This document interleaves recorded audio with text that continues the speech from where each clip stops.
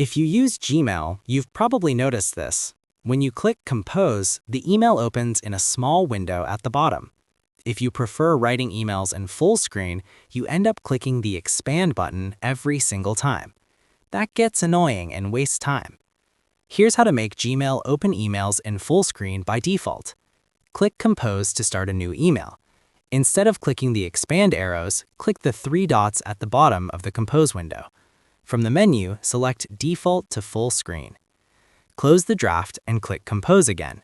From now on, every new email will open in full screen automatically.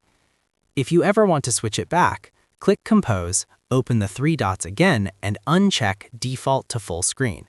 The next email will open in the small window again. That's it. A quick Gmail setting that saves you time every day. If this tutorial helped you out, make sure to like and subscribe for more helpful guides. And if you found real value in it, a super thanks would be greatly appreciated. Feel free to reach out if you encounter any issues during the process. If this video helps you out, please leave a like and subscribe. Comment below if you have any questions. If you need further assistance, consider hiring a professional using the link in this video below.